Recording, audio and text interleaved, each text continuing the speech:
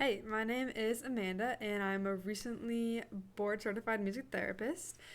And this is a series of videos to help people study for the CBMT exam.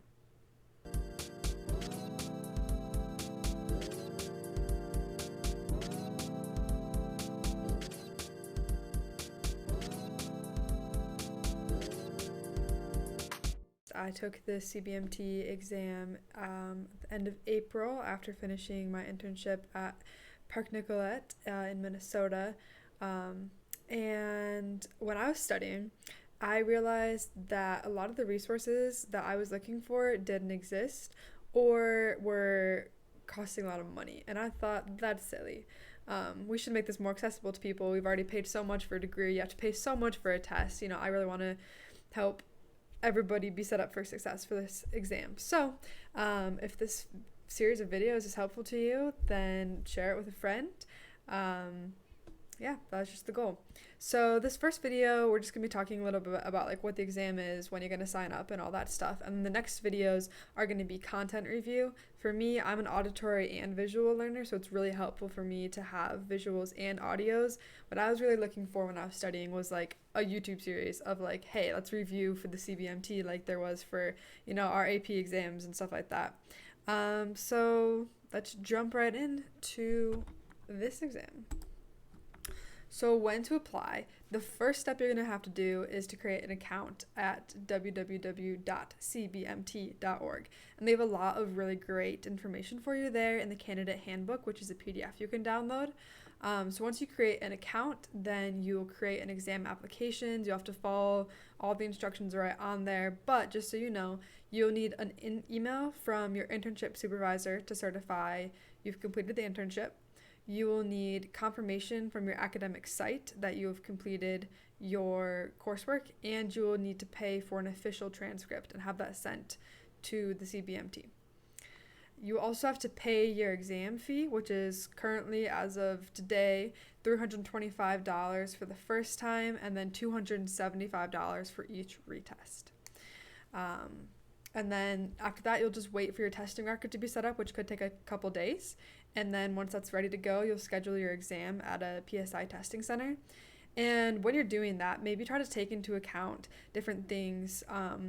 Usually the options are like a morning test or an afternoon test. For me, I'm not a morning person, and my testing site was about an hour away, so I knew I wanted to do an afternoon one. Definitely check each specific PSI's location instructions on like things to wear. I've heard some places won't let you wear hoodies.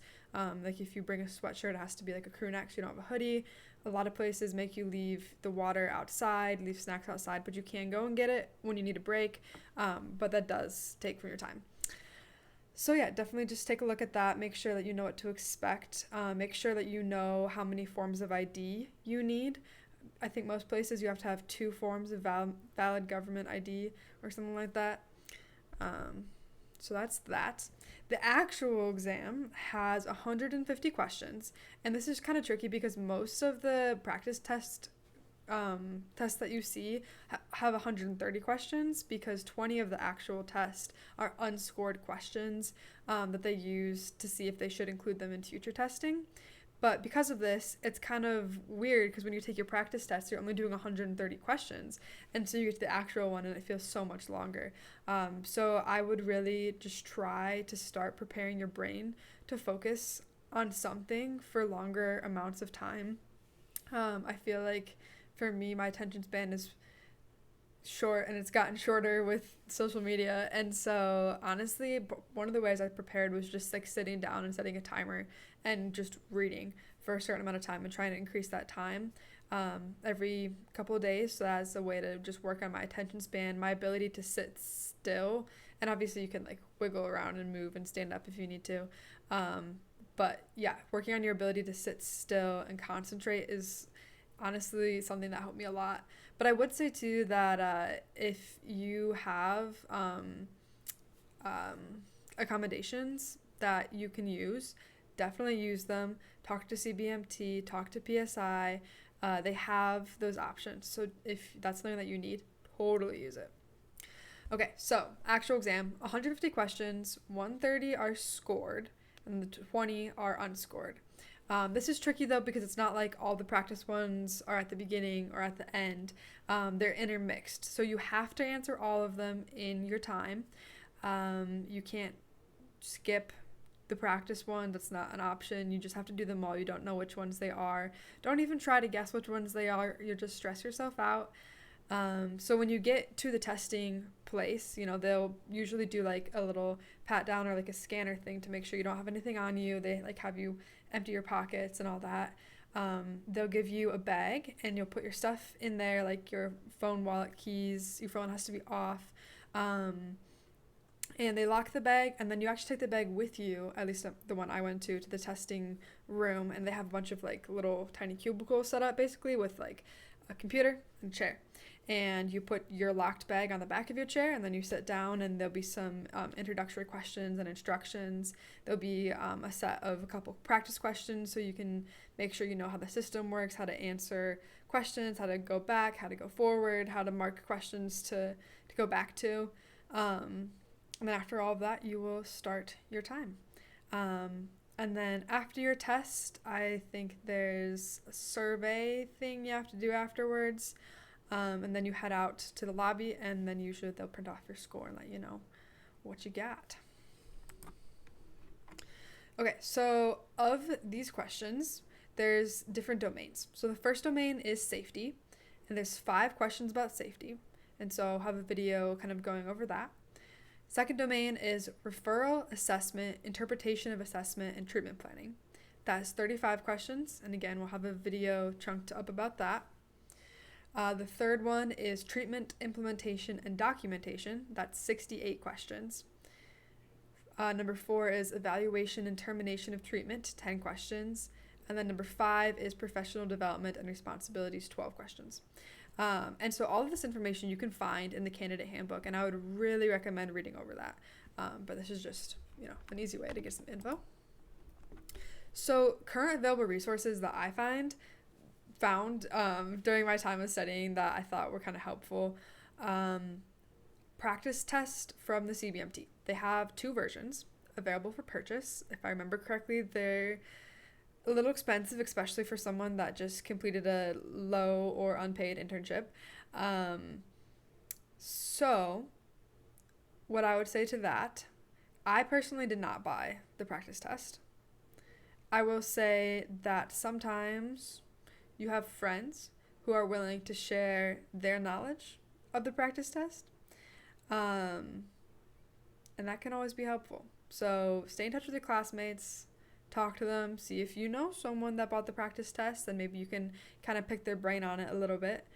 Something that was helpful for me was joining a CBMT study group on Facebook.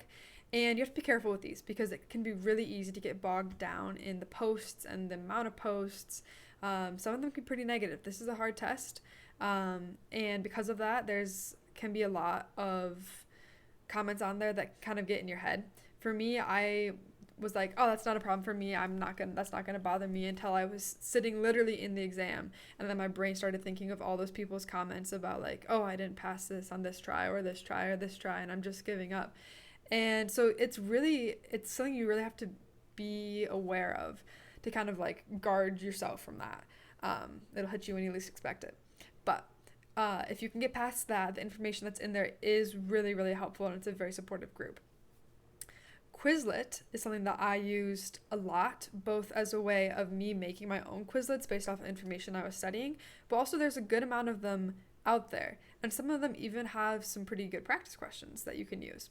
Quizlet has lots of great features, especially with the AI that they're incorporating, where you can have it ask you like comprehensive questions to make sure you understand the content more than just memorizing the flashcard. And if you use the AI, it's like still in its testing version, so it's actually free right now. So definitely try to do that. Not everything on Quizlet is free, but you can get by on the free stuff. Tutors. These are advertised a lot in the Facebook groups. They cost money. Up to you if that's something you want to spend your money on. I did not, but it is an option. Okay, a lot of your regional AMTA or AMTAS groups might be having different info sessions for the CBMT exam. For example, part of the Great Lakes region, they're doing a series of sessions about different subjects for the exam, and they're bringing in people from the field to talk about those, and that's a helpful way to review. I think they're archived somewhere, so look around for that. I'll try to put a link below. I'll link all of, or at least most of these available resources below.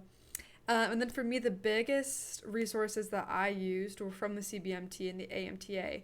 Look at the candidate handbook, that's from CBMT. And then from the AMTA, go on the website. It's rough out there on the website, I know, but do your best, you can find it. You're looking for PDFs of the standards of clinical practice, the professional competencies, the code of ethics, and the scope of practice. Those are the ones that I found the most helpful in my studying. So that's all for this very first video. Just kind of wanted to introduce the concept of what we're going to be doing here. If you have specific questions or ideas for topics to cover, definitely comment that below, send me a message. The point of this is really just to help empower us as music therapists that we can do this, we can pass this test, you got this, and this is a resource that's helpful because it's not out there yet, then that's great. So I'll see you next time.